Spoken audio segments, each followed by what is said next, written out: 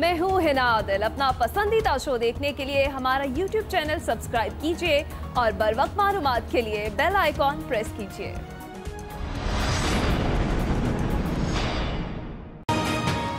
अस्सलाम वालेकुम नाज़रीन, टू द पॉइंट के साथ मैं हूं मंसूर अली खान। प्रोग्राम में आपको खुशामदीद कहेंगे। नाज़रीन, मेरे कप्तान ने 21 साल क्रिकेट खेली। वो बेहतरीन ऑलराउंडर थे। उन्होंने इस 21 साल की टेस्ट क्रिकेट में 37 की औसत से 3807 रन स्कोर किए।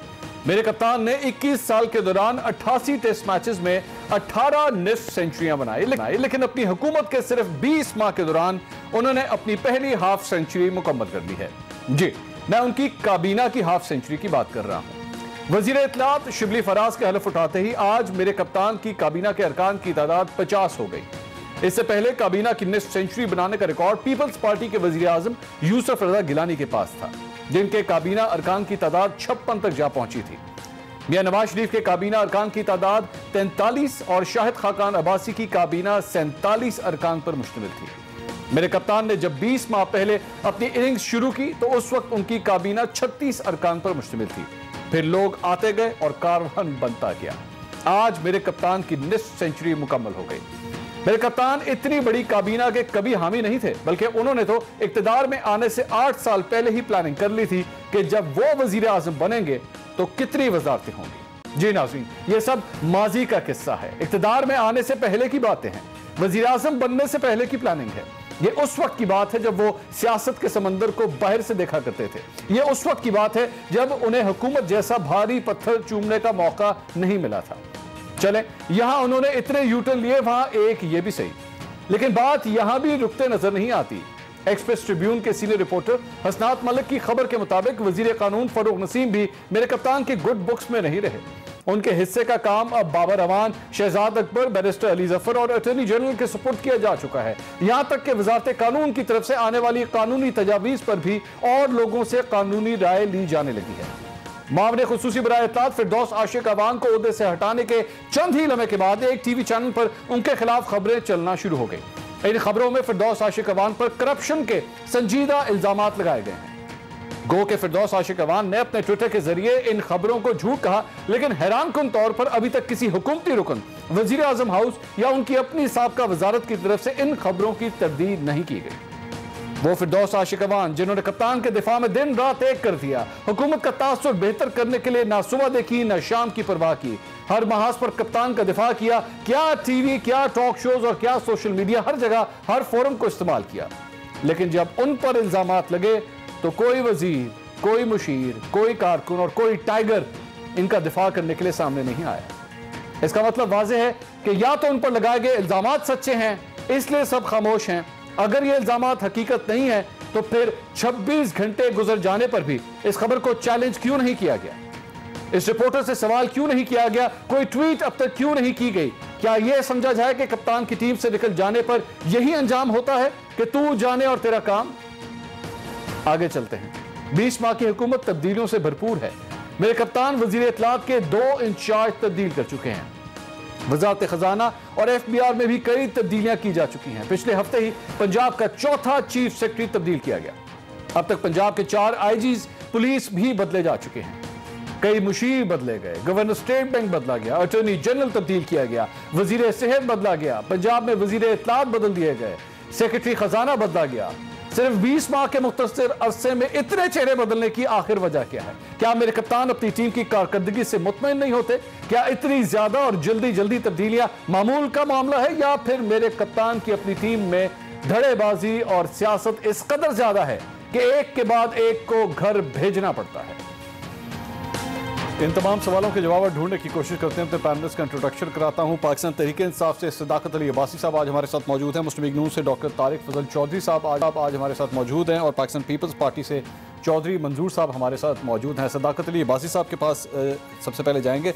सदाकत साहब, कप्तान ने जब ओहदा संभाला था और हुकूमत संभाली थी तो कट्टे बेचे गए, गाड़ियाँ बेची गई, बड़ा ध्यान रखा गया कि पैसे बचाने, हर जगह पैसे ज़ाया नहीं होने चाहिए, और उस पर अपोजिशन ने बड़े उस वक्त ताने तशने भी दिए, मजाक भी उड़ाया, बड़ा कुछ किया, लेकिन कप्तान ने कहा कि नहीं, मैंने पैसे बचाने हैं हर सूरत में। सर, काबीना की तादाद आज निस्फ सेंचुरी उसमें है, यहाँ पे पैसे ज़ाया नहीं हो रहे आपकी नज़र में? मंसूर साहब बहुत शुक्रिया। मैंने वो आपका जो इंटरव्यू आपने सुनाया वज़ीर आज़म का वो सुना। उन्होंने कुछ 17 मिनिस्ट्रीज़ की बात की थी और मिनिस्ट्रीज़ और डिवीज़न सारे मौजूद हैं। अभी तक वो नहीं ख़त्म हुए। हमारा ख्याल था कि रेलवे भी ख़त्म कर देंगे और दीगर डिपार्टमेंट को भी हम कंपनीज़ बनाएंगे और इंशाल्लाह बनाएंगे। सारी आपने जो बात की उसका एक जुमला है कि 30-35 साल का एक स्टेटस को यहाँ पे कायम था, उसको तोड़ा और इस्लाहात जिसको हम रिफॉर्म कहते हैं उसका एक स्टार्ट है। और उस इस्लाहात और रिफॉर्म की जितनी आप बातें कह रहे हैं, बंदे बदलने की और टीमें बदलने की, वो उसका एक समझ लें कि एक स्टेप है। आपको आदत है पिछले 30-35 साल में बड़े भाई वजीर आज़म हों, छोटे भाई वजीर आला हों, समदी वजीर ख़जाना हों और छोटे बेटे जो हैं वो वजीर आला का डिफेक्टो वजीर आला हों और बड़े भाई की बेटी जो है वो वजीर आज़म हाउस चलाएं। बाकी सारे बेचारे मेरी तरह ऐसे ही उनको सलाम सलूम करके काम चलाएं। तो वो एक बादशाहत का निज़ाम था और आपको और मुझे उसकी आदत थी। लिहाजा अफसरान की भी कोई हैसियत नहीं थी, MNAs MPs की भी कोई हैसियत नहीं थी। तब्दीली का वो होती जब कोई ख़ानदान में झगड़ा होता। तो भाई ये एक डेमोक्रेटिक प्रोसेस है। इसमें 35 साल के सारे उस मलबे को हम साफ करके एक नया ट्रेंड देना, नया एक लाइन देना चाह रहे हैं। उसमें ये सारी तब्दीलियां हैं और मुझे लगता है तब्दीलियां जब तक हम अपने पूरा ट्रैक पे नहीं आएंगे और जब तक वो गन साफ नहीं होगा, तब्दीलियां आप देखते भी रहेंगे। और दीज आर फॉर बेटरमेंट और इंशाअल्लाह कौम से वादा है कि हर अगला दिन पहले से बेहतर होगा। कभी आपने सुना था कि कभी किसी वजीर आजम ने अपने साथ बैठने वालों को भी उनके मुनाफों के और उनके कारोबारी चीजों को भी इस तरह इन्वेस्टिगेट किया हो और पूरी कौम देखे कि बहुत जिनको कभी कोई ATM कहता था उनके बारे में भी रिपोर्टें आए और वो पब्लिक हो जाएं। पहले तो किसी ने रिपोर्ट बनाने की जहमत नहीं की, बिकॉज सारे थे मिल मिला के खाते थे। और उस सारे सिस्टम की तब्दीली में आज आपको हर तरह की तब्दीली नजर आ रही है जो लोगों को डिफरेंट लग रही है। ये भी आपको डिफरेंट लग रही है मंसूर, और मुझे कोई हैरत नहीं है। अच्छा, बेसिकली 50 लोग काबीना के अंदर इसलिए हैं क्योंकि हमें आदत है पिछले 30-35 साल से बड़े भाई को वजीर आजम और छोटे को वजीर आला देखने की और उनकी बेटी को जो है वजीर आजम हाउस चलाने की, और चूंकि हम स्टेटस को देखते रहे हैं। 50 लोग इस वजह से हैं क्योंकि वजीर आजम ने जो है वो अपने आसपास जो लोग हैं उनके खिलाफ तहकीकात की हैं। सो 50 लोग काबीना में क्यों मौजूद हैं उसका आपके पास बेसिकली ये जवाब है, यही है। इसी तरह नहीं नहीं नहीं नहीं नहीं नहीं नहीं नहीं सुने, आपने 2-3 आपने इंट्रो में बड़ी बात की। आपने कहा चीफ सेक्रेटरी बदल गए, IG बदल गए, मिनिस्टर बदल गए। ये बदलने वाली बात का जवाब था कि आप खानदानी हुकूमत की आपको आदत है। अब जो आप बात करें 50 मिनिस्टर्स की, मैंने कहा कि हर मिनिस्टर को, हर डिवीजन को किसी के हवाले किया जा रहा है, बिकॉज सारी चीजों को रिफॉर्म करना है। रिफॉर्म करने के लिए पूरा प्रोसेस गो थ्रू करना है, एक एक चीज को स्टडी करना है। हम कोशिश करेंगे कि वो मिनिस्ट्रीज 15 से 20 हो जाएं और फिर वो 15 से 20 मिनिस्टर हो, लेकिन अभी सारे डिविजन हैं उनको इस तरह छोड़ नहीं सकते। ज़ाहिर है पूरे मुल्क को चलाना है, तो इंशाअल्लाह तहरीक इंसाफ जो आगे जाएगी, आपको हमारा जो पूरा जो आपको 50 हमने लाख घरों की बात की है, 1 करोड़ नौकरी की बात की है, पाकिस्तान को बेहतर करने की बात की है, ग्रीन पासपोर्ट की इज्जत बनाने की बात की है, ये कोई हफ्तों की बात नहीं है। ये हमारा एक ट्रैक है जिसकी तरफ हम जा रहे हैं और इंशाअल्लाह 1.5 साल में और भी तब्दीलियां आएंगी और आप देखेंगे इंशाअल्लाह पाकिस्तान बदला हुआ होगा। और खासकर हमारा सबसे बड़ा टारगेट था करप्शन रोकना। कोई हमारा तुम्हारा करप्शन करेगा तो वो जेल में जाएगा, वो ओहदे से हट जाएगा। तो ये सारी बातें हैं। उसमें एक बात थी मिनिस्ट्री वाली, बाकी मेरी बातों का मकसद था कि आप जो तब्दीलियों की बात कर रहे हैं मिनिस्टर्स की या सेक्रेटरीज की या ब्यूरोक्रेट्स की। ठीक ठीक। अच्छा, वो जो घरों वालों की आपने बात की है ना, वो तो मैं भी आगे चल के एक खबर आपके साथ शेयर करता हूं, फिर उस पर भी जरा डिटेल से बात करते हैं। डॉक्टर तारिक फजल चौधरी साहब, ये आपने सारी गुफ्तगू सुनी। हमें बेसिकली एक स्टेटस को की आदत पड़ी हुई थी, तब्दीलियां नहीं होती थी, अब मेरिट के ऊपर फैसले होते हैं, जिसकी वजह से एकदम ये सारी तब्दीलियां हो रही हैं, इंप्रूवमेंट लाई जा रही है। ये कहना है सदाकत साहब का, इंप्रूवमेंट अब नजर आना शुरू हो रही है आपको टीम्स के अंदर जब इतनी चेंजेस होती हैं तो? बिस्मिल्लाहिर्रहमानिर्रहीम। सदाकत भाई साहब मेरे बहुत अच्छे दोस्त हैं बड़े अरसे से, और मैंने उन्हें जब इनकी गवर्नमेंट बनी तो बड़ा शुरू में एक मुफ्त मशवरा दिया था। आज के लिए ज़ाहिर है 3-3, 4-4 प्रोग्राम कर रहे हैं और मेरा ख्याल ये था कि इन्हें भी काबीने में लिया जाएगा, लेकिन मैंने मुफ्त मशवरा ने ये दिया था कि प्रोग्राम में तैयारी से आया करें, ये राइट लेफ्ट ना मारा करें। आपके पास जब कोई मटीरियल नहीं होता तो आप दिन में 10 प्रोग्राम भी करें, आपको ना वजारत मिलनी है ना पार्टी में कोई पोजीशन मिलनी है। ऐसे ज्यादती है वैसे प्रोग्राम में आपने देखा है डॉक्टर साहब, ये ज्यादती है इनके साथ, सदाकत साहब के साथ ज्यादती है। मेरा दोस्त है ना, मेरा दोस्त है, मैं इससे खुल के बात कर रहा हूँ। मेरा हमारा बड़ा पुराना ताल्लुक है और वो समझते हैं इस बात को। आप अब आपने बराह रास्त आपने सवाल किया कि 50 वजीर रखने के पीछे जो वजह है वो ये है कि बड़ा भाई वजीर आजम, बड़ा वजीर आला। अब बात यह जब इनको कोई बात समझ नहीं आती, इस बात की कोई जवाब नहीं है। जब प्राइम मिनिस्टर इमरान खान ने यह कहा कि मैं अपने वजीर जो है वो 17 रखूंगा, 20 रखूंगा, 50 रख लिए, इसका कोई जवाब नहीं है। ये कहना जी बड़ा भाई वज़ीर आज़म, छोटा वज़ीर आज़म, उसकी बेटी, इसे कहते हैं आइन बाइन शाइन। जब आप ये मारते हैं तो जो लोग आपकी टीवी देख रहे होते हैं वो चैनल तब्दील कर देते हैं कि यार ये क्या गुफ्तगू हो रही है, सवाल क्या है, जवाब क्या है। मैं अपने भाई को ये अर्ज करूंगा कि ये 30-35 साल का जो गन, एक ही इन्होंने फिल्म, एक चिप इनके दिमाग में घुसी हुई है, 30-35 साल, उसमें नवाज शरीफ के 8.5 साल है। ये खुद प्रोफेसर भी हैं, जाके जरा रिसर्च करें और देखें कि उस 30-35 साल में नवाज शरीफ का कितना हिस्सा है, जो इतना आपको ग्रां गुजर रहा है कि 35 साल का गंद, कोई 70 साल का गंद उस पर डाल देता है, उसके 8.5 साल वो बतौर प्राइम मिनिस्टर इस मुल्क में उसने हुकूमत की है। बाकी जो आपकी कमजोरियां हैं, सबसे बड़ा नारा आपके करप्शन का है। वो मेरे भाई जो आप ये वो क्या कहते हैं, फरदौस आशिक अवान साहबा कहती थी डांग पता नहीं कहाँ फेरो, ये मुंडे में डांग रख के जो फिर रहे हैं, करप्ट लोगों का दफा मेरा भाई कर रहा है। मैं पूछता हूँ क्या तुम्हें उसमें से हिस्सा मिलता है? भाई दवाइयों वाले मिनिस्टर ने अरबों रुपए की करप्शन की, आपने क्या उसका बिगाड़ लिया? उसको आपने पार्टी का सेक्रेटरी जनरल लगा लिया। आपको कुछ शेयर मिलता है जो आप बांगे दोहल उनकी बैठ के यहाँ वकालत करते हैं? आपके और कितने लोग हैं जिनके ऊपर करप्शन के इल्जामात हैं? अभी आपने कहा जहांगीर तरीन साहब एटीएम का आपने क्या बिगाड़ लिया मेरे भाई? मैंने जितने आपके लोगों से पूछा, मंसूर साहब, उन्होंने कहा 24 तारीख का इंतजार करें, बड़े आए हैं बातें करने वाले, 24 तारीख का इंतजार करें। 24 तारीख गुजर गई, आपने फिर उसको तोसी दे दी। हमने लेटर लिखा है कि आप हमारा जो साबका वजीर है उसको, साबका वजीर आजम को, FIA को खत लिखा है कि उन्हें इस तहकीकात का हिस्सा बनाए। मैं आपसे भी दरख्वास्त करता हूँ, आप भी गाते हैं अपना टॉक शोज में भी और अपनी इंपॉर्टेंट मीटिंग्स में, उन्हें हिस्सा बनाए इस बात का। जो हमारे ज़िम्मे कोई इल्जाम आया हमारे दौर में, उसकी भी तहकीकात करें। जो आपके लोगों ने 100 अरब रुपए की चोरी हुई है आपकी, ये सिर्फ चीनी और आटे के ऊपर, आप उनका दिफा किए जा रहे हैं। और मेरे भाई आपसे तो वो शहरियार अफरीदी अच्छा है जो बार बार कहता है जान अल्लाह को देनी है, जान अल्लाह को देनी है। आपने किसको जान देनी है? आपने अगर अल्लाह को जान देनी है तो चोरों और करप्ट लोगों का आप दिफा क्यों करते हैं टीवी पे बैठ के? आप जनाब, आपकी पार्टी में सारे ईमानदार हैं। हम तो कहते हैं हमारे लोगों ने तो जनाब इंक्वायरी भी भुगत रहे हैं, मुकदमे भी भुगत रहे हैं, हमारे लोग जो है वो जेलों में भी गए हैं, जमानतों पे भी हैं। यानी बदतरीन जो एहतसाब हो सकता है, सियासी एहतसाब, वो आप लोगों ने अपोजिशन का किया है। आपके अपने लोगों पे कोई इल्जाम नहीं है। और ये जितने नाम अभी लिए जा रहे हैं, मुशीर, एडवाइजर और ये अपना special assistant to the prime minister, Sadaqat Abbasi जैसे लोग कितने हैं? ये वो लोग हैं जो ग्रास रूट लेवल की PTI के लोग हैं, इन्हें तो कोई पूछ नहीं रहा। सारे लोग आपके वो आए हुए हैं जो तमाम पार्टियों के मुस्तरदशुदा हैं। मेरे भाई आज मुल्क जिन हालात का शिकार है, मैं आखिरी बात कर रहा हूँ मंसूर साहब, ये गुफ्तगू आपकी और हमारी सुनने के लिए लोग नहीं बैठे हुए। कौन किधर से आया, जो कर लिया आपने कर लिया, हुकूमत आपकी बन गई, बना गई, जो भी होगी।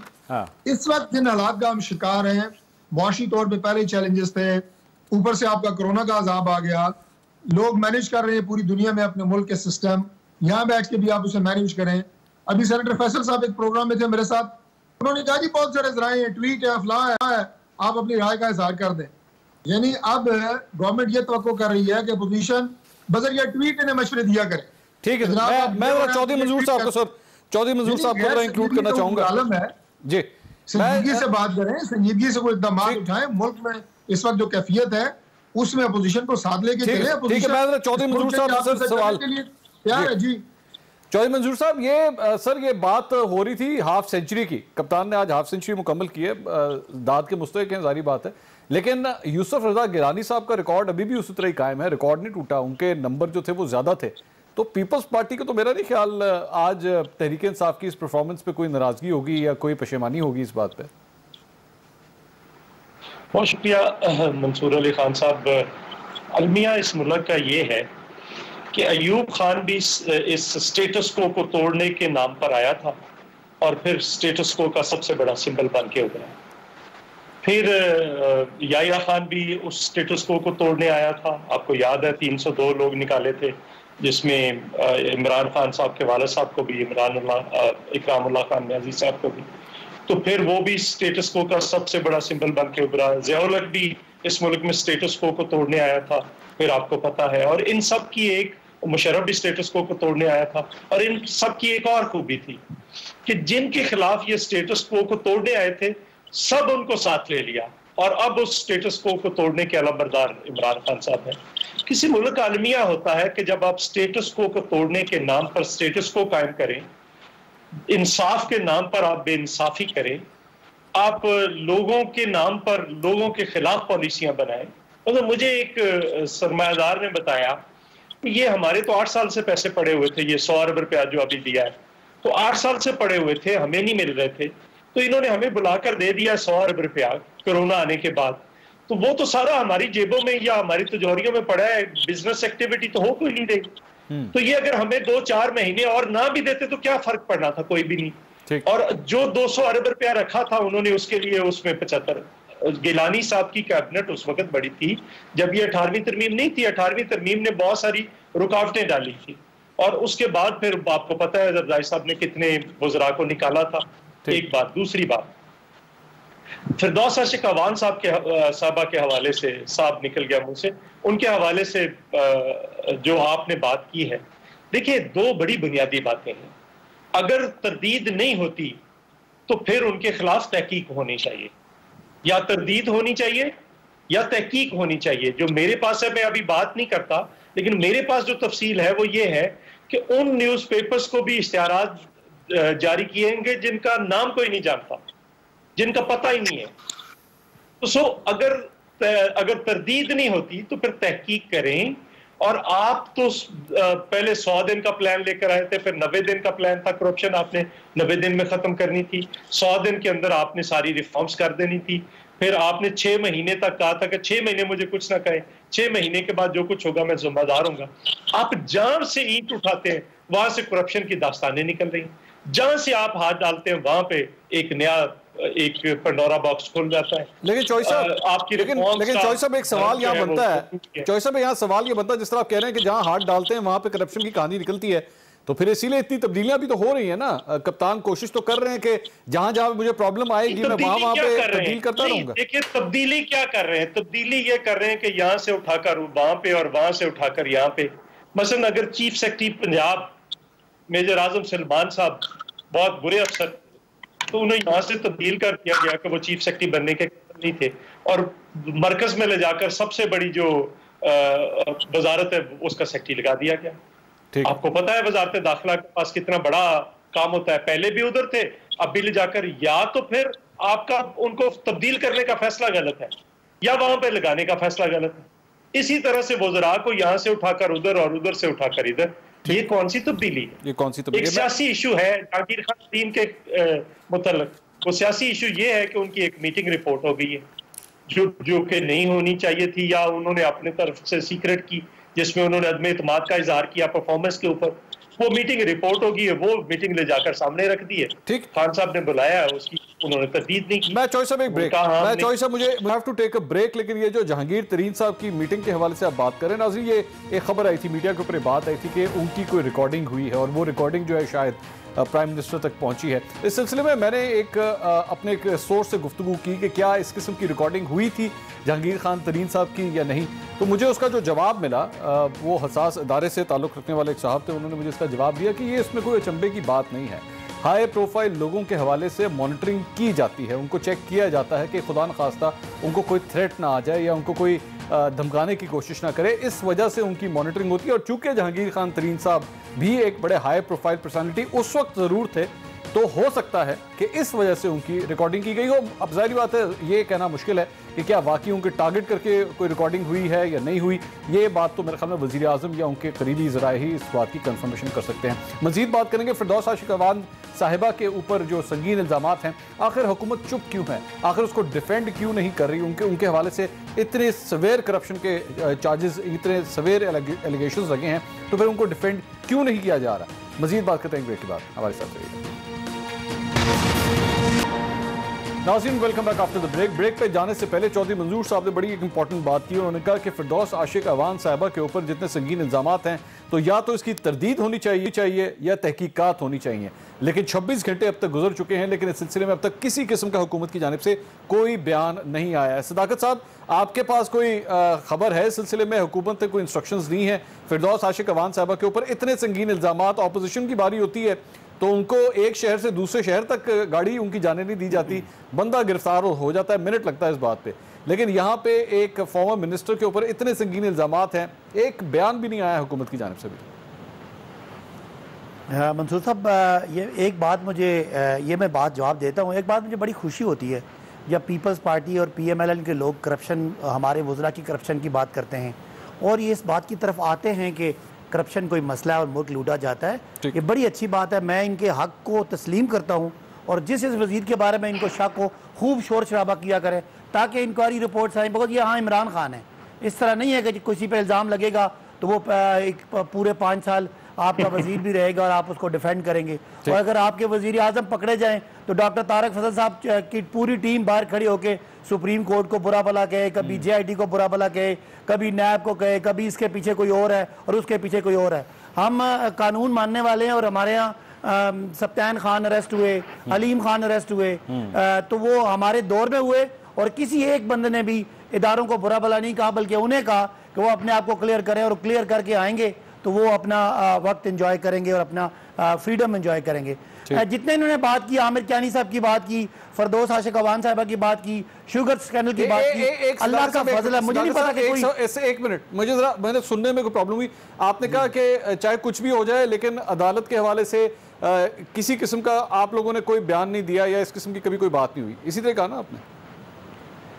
नहीं, मैं कह रहा हूं अगर किसी हमारे आदमी को किसी इदारे ने उस पर कोई कार्रवाई की है करप्शन के हवाले से तो हमने कभी जाके उस बंदे को डिफेंड नहीं किया, जबकि हमारे मुकाबले में एक पूरी तहरीक चली थी, मुझे क्यों निकाला और इनके पीछे कोई और है और उनके पीछे कोई और है, सारा कीचड़ उछला था जब वो करप्शन का केस साबित हुआ था। तो अभी मैं कह रहा हूं अगर आमिर कियानी की आप बात कर रहे हैं, अगर आप आपके बकौल, मुझे तो नहीं पता कि कोई ऐसा केस है, अगर फरदौस आशिक की बात कर रहे हैं तो ये एक्शन कौन ले रहा है?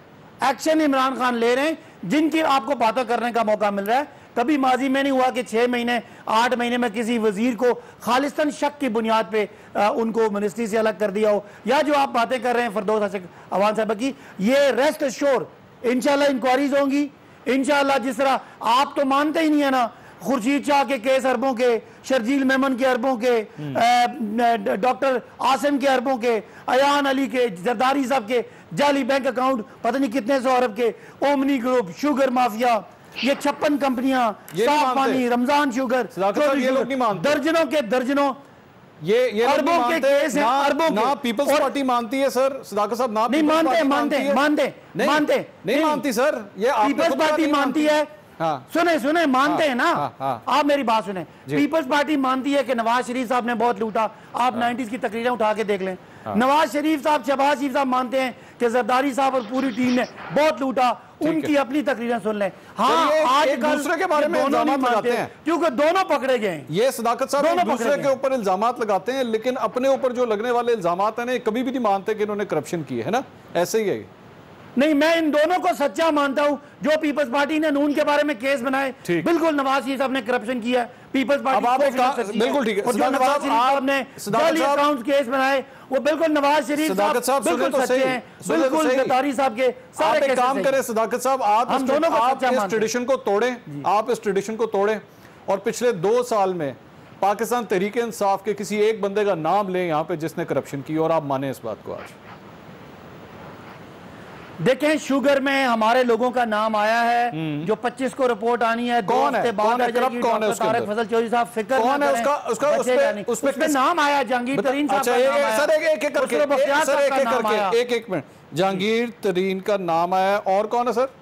उनकी मिलों का नाम आया, वो बेनिफिशियरी थी। और जिस तरह हमजा ने 22 अरब की सब्सिडी दी, हमजा साहब का नाम आया, उनको बेनिफिशियरी थे। ठीक है सर, ठीक जी, इनका नाम आया। और अगर इनकी कोई इन्वॉल्वमेंट होती है तो रेस्ट एश्योर ये वही वाजिद जिया है जिसने पाकिस्तान के बड़े बड़े चोरों को बेनकाब किया था, वो बिल्कुल नहीं छोड़ेंगे। अगर इनकी कोई मेलाफाइडी, किसी जगह पे इनकी बदनीयती, इनका इन्वॉल्वमेंट साबित होती है तो वो हम इकट्ठे नैब में चलेंगे और ये तो नहीं जाएंगे खैर, लेकिन हम खुद उनको नैब की तरफ रेफर कर देंगे, कंपटीशन कमीशन की तरफ रेफर कर देंगे अगर कोई कार्टलाइजेशन होती है। डॉक्टर तारिक फजल चौधरी साहब, हमें कहें हम पे इल्जाम लगाएं, हम हुकूमत है, लेकिन आप अपने किए हुए अपनी क़यादत के शहबाज शरीफ साहब के पेट फाड़ने के बयानों को डॉक्टर साहब हंस रहे हैं, डॉक्टर साहब हंस रहे हैं, कहते थे डॉक्टर साहब क्यों हंस रहे हैं?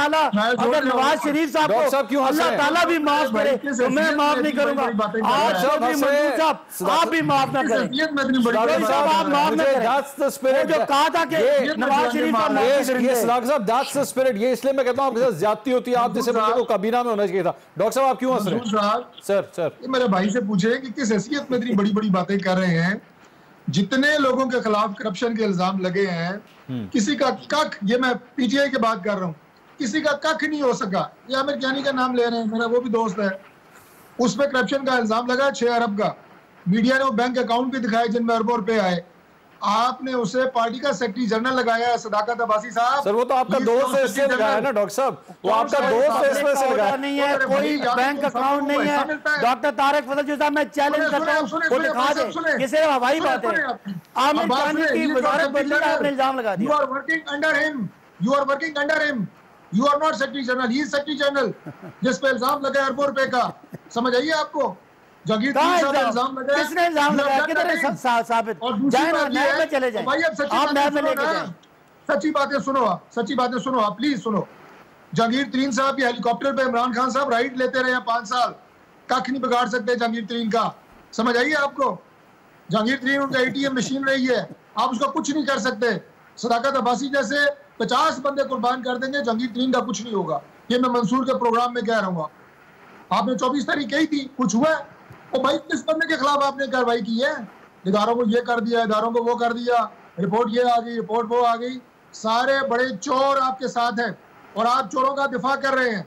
समझ आइए आपको, जब बात आपके चोरों की आती है, आप कहते हैं सारे मिलकर चोरों का दिफा नहीं करते। चली जाए, आप भी कह रहे हैं सब चोर है। अपोजिशन अदालतों में चले जाए, सबर करें। आप भी कहे ना अदालतों में चली जाए कि जिन पे नैब पे केसेस हैं, चलें डॉक्टर साहब मंसूर, जिन पे नैब के केसेस हैं सारे चोर हैं, मैं मानता हूं, ये भी मान जाए। चुप कराए इन्हें, मैंने सारी बात सुनी है। अच्छा चले, मैं सर मैं सबको चुप कराता हूं क्योंकि सर मुझे चुप होने का ऑर्डर आ गया। मुझे कहा कि ब्रेक लेनी है तो ब्रेक ले लूं, मैं ब्रेक ले लूं, उसके बाद सब इकट्ठे बोलेंगे सर। ब्रेक के बाद नाज़रीन वापस आते हैं स्टेबल।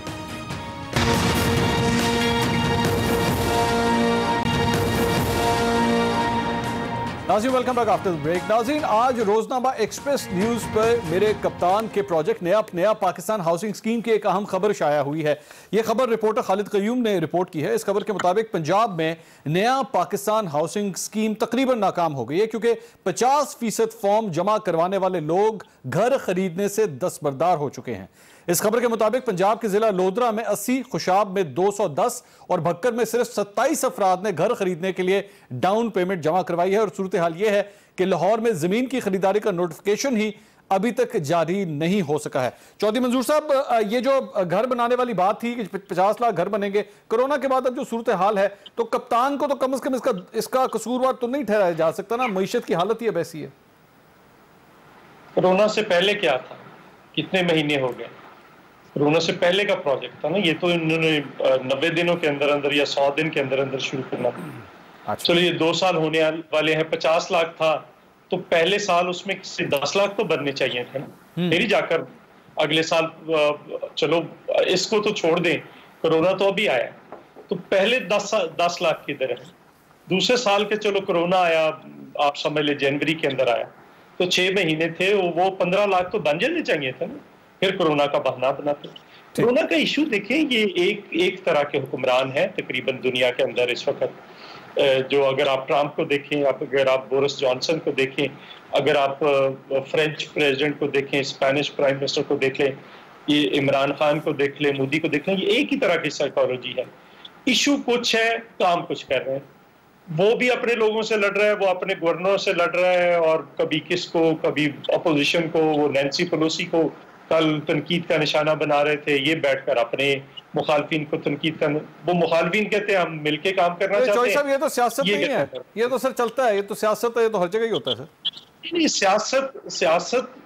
सियासत होती है, लेकिन पॉलिटिकल विल होती है। कौमों पे मुश्किल वक्त आते हैं जहाँ पे कौमों को लोग इकट्ठा करते हैं, इस तरह से तकसीम नहीं करते जिस तरह से अब हो रही है। या नफरत की बुनियाद पर जो आए लोग हैं, वो उनके पास बेचने के लिए सिर्फ नफरत ही होती है और होता ही कुछ नहीं है ना। तो वो नफरत को बेचते हैं, हर वक्त बेचते हैं, लेकिन हर इस शहर में भी नफरत को बेच रहे हैं। चौधरी साहब, कथा कलामी की माजरत, लेकिन ये बात भी कही जा रही है कि थोड़ा सा ना अब मूड के अंदर तब्दीली आई है। चंद ऐसे लोग फोर फ्रंट के ऊपर आ गए हैं जो मफामत की बात करते हैं, गुफ्तो शुनीद की बात करते हैं। शिबली फराज साहब की अपॉइंटमेंट को इस तरह कहा जा रहा है। असद उमर साहब जो है बड़े अब एक्टिव हो चुके हैं कप्तान के इर्द गिर्द के हलकों के अंदर। तो ये चंद ऐसे लोग हैं जो ब्रिजेस कायम करने वाले हैं और ऑपोजिशन के साथ जो है अब शायद किसी डायलॉग का आगाज भी हो सकता है। ये तो मुस्बत खबर नहीं है? मेरा नहीं ख्याल। देखना ये है कि शिबली फराज हमारे दोस्त हैं, मैंने तो उनको मुबारकबाद भी दी है।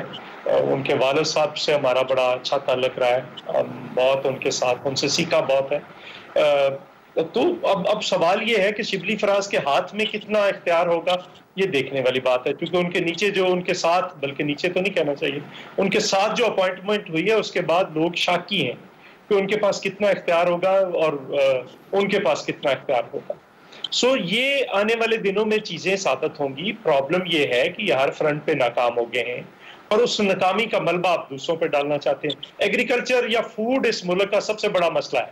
दुनिया में सबसे पहला सवाल जो है वो खुराक का उठा है इस लॉकडाउन या इस मुसीबत के दौरान। ये क्या अभी तक कोई 1 रुपया या आपने कभी सुना है एग्रीकल्चर के ऊपर कुछ सीरियस डिस्कशन ही हुई हो? कोई डिस्कशन नहीं है। वहां पे बिजली के बिल हैं, वहां पे फर्टिलाइजर 1200 से 1650 की होगी है, यूरिया की खाद जो है, आप पेस्टिसाइड्स को देख लें। अलीम खान साहब के पास ये महकमा आ गया सर पंजाब में। हाँ, अब देख लें, खुराक आई है, चलो शुक्र है ज़राअत नहीं आई है। अच्छा ठीक है सदाकत साहब, ये गिले शिकवे सर कब खत्म होंगे? ऑपोजिशन का यही गिला शिकवा है कि हमें ऑन बोर्ड नहीं लिया जाता, हमसे गुफ्तगू नहीं की जाती। आप लोग तो गिला शिकवा नहीं है जी, हमारा कोई गिला शिकवा नहीं है। बिलावल साहब ने पहले दिन ऑफर की थी, उसके बाद जवाब आया, ठीक है, कोई गिला शिकवा नहीं, हमारा क्या गिला शिकवा। चौधरी साहब, यहाँ पे तो यही फैसला नहीं हो पा रहा कि पार्लियामेंट का इजलास किस तरह होगा और कब होगा, इसी के ऊपर इतना डिवीजन पाया जाता है। नहीं तो बुलाए ना जी, गरीबों के बच्चों को कहते हैं कि लॉकडाउन खोले तो अपने लिए भी खोले जी। चौधरी साहब खोले लॉकडाउन, वहां पे बुलाए। चौधरी साहब ने जो बात की कि क्या हुआ है, सदाकत साहब मुझे सदाकत साहब अगर मुझे 1 minute break, I want you to answer, मैं आपको इंटरप्ट नहीं करना चाह रहा। नाज़रीन, सदाकत साहब इस बात का जवाब देना चाहते हैं ब्रेक के बाद, हमारे साथ रहिए।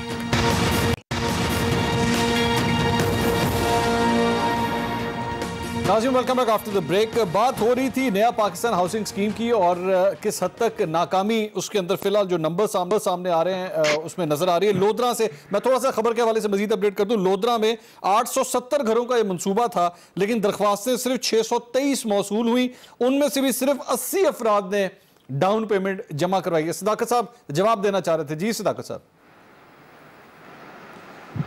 जी मंसूर साहब, पहली बात यह कि चौधरी साहब को बताना यह था कि ये कहते कि अभी तक फूड के लिए कुछ नहीं हुआ, तो 1200 अरब का पैकेज दिया है जो कभी पाकिस्तान की तारीख में कभी किसी वबा तो कभी इतनी बड़ी आई भी नहीं, कभी इतना बड़ा पैकेज नहीं दिया। और 280 अरब रुपए, आप चौधरी साहब सुन लेना, आपकी मैंने सारी सुनी है। 280 अरब सिर्फ गंदम की परचेज के लिए रखा है।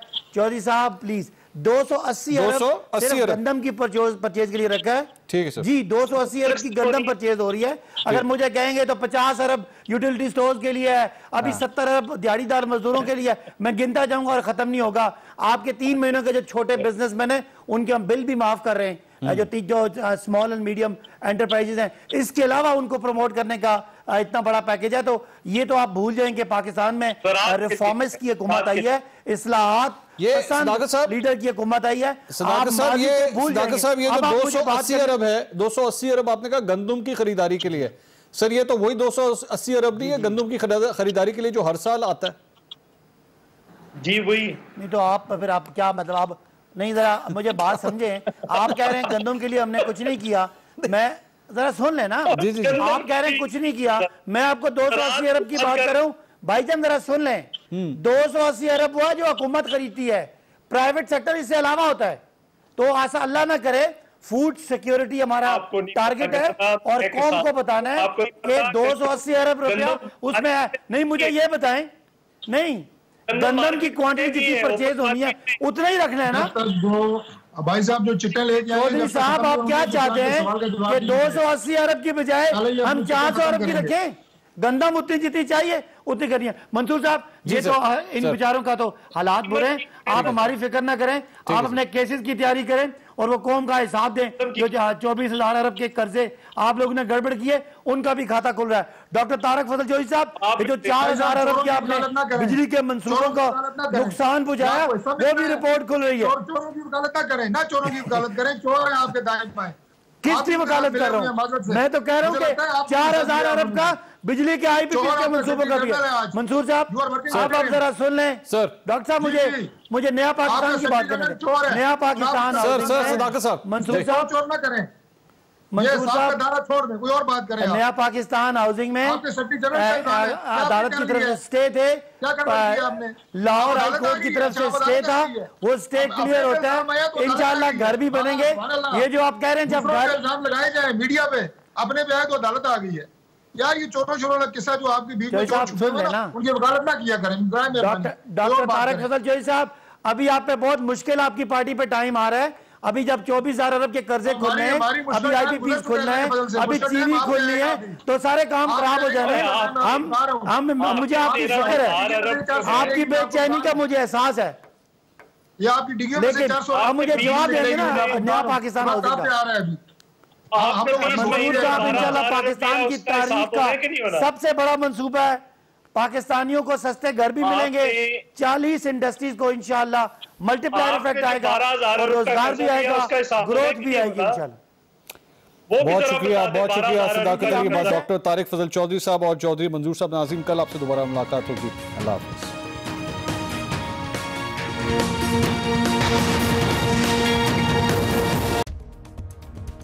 मैं हूँ हिना आदिल। अपना पसंदीदा शो देखने के लिए हमारा YouTube चैनल सब्सक्राइब कीजिए और बर वक्त मालूमात के लिए बेल आइकॉन प्रेस कीजिए।